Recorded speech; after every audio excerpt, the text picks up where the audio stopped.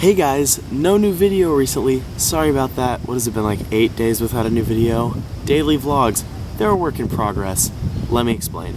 So I filmed every day while I was in Brazil, and those videos are so cool, so awesome, but I can't release them yet. I'm waiting to get the okay to post those videos, but I haven't gotten it yet, and I haven't filmed anything in between me coming home from Brazil and this very moment, but I've spent a lot of time editing and putting a lot of work into those videos because I want those videos to turn out well, and I think they have.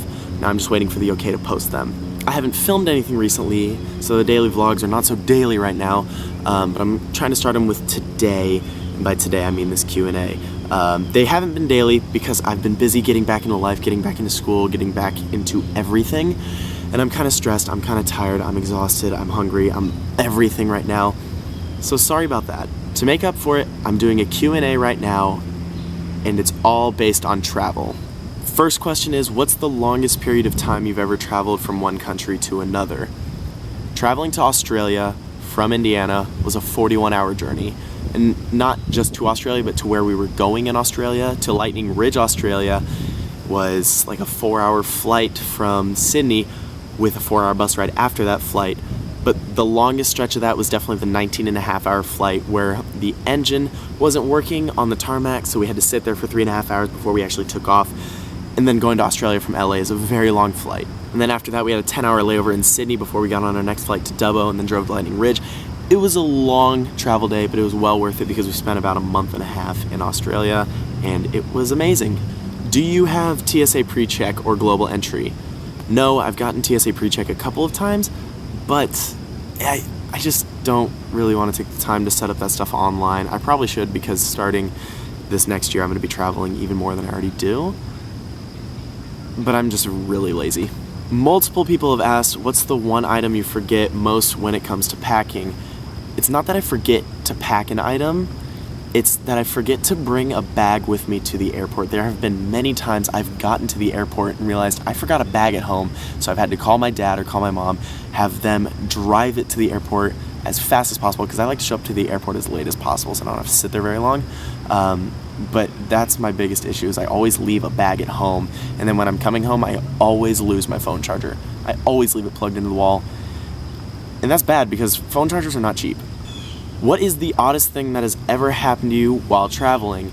I have a certain injury over the past couple months where I've had to have a certain device with me to help that injury, and this is a medical device that I have special paperwork for to get on the plane because it can't go through the x-ray machine, because if it does, it'll break. And when you're in a foreign country and they can't read English or speak English, they don't know what it is. So when I was in Turkey and Brazil and Russia and Germany, I got taken into police questioning at the airport for this machine. It all worked out, it all went fine. I almost missed a couple flights because of it, but luckily someone spoke English and was able to translate. But carrying that thing with me on every trip has been a pain. It's horrible, I hate it. It's definitely got some good stories with just TSA stuff, but man, I've had a lot of conversations with a lot of TSA officers in dark corners of the airport just because of a little medical device. How do you fold your clothes? Because I can never seem to make my clothes fit snugly into one suitcase. I don't really know how to correctly fold clothes. My mom has taught me many times.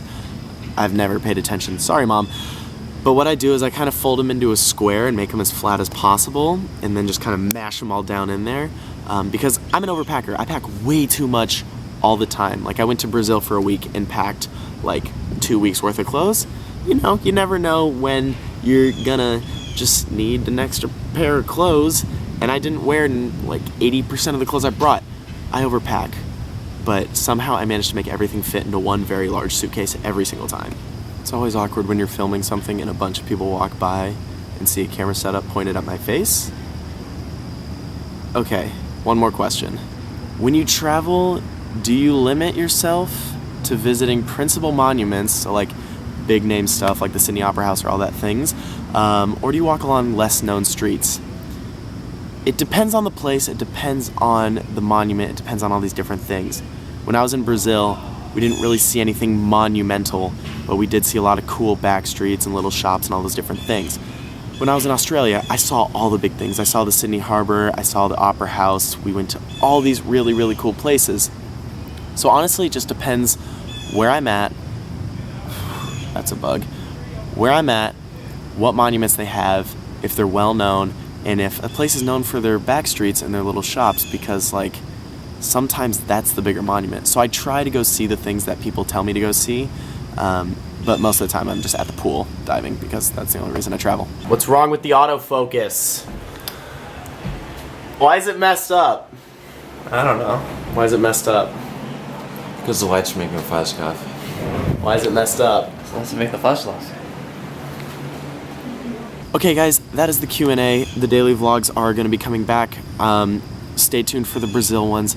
They will be coming out sometime in the near future. I don't have an exact date yet, so everything is going to be out of order because of it, but they look really cool. I'm super pumped and excited for you guys to see them. I know you guys are going to be super excited with it because I did a lot of my creative film side of the stuff instead of just me sitting down and talking.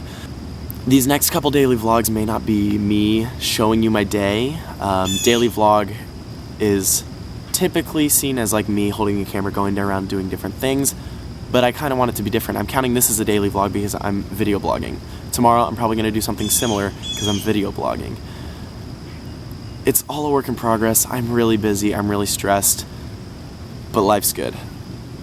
So I'll see you guys tomorrow.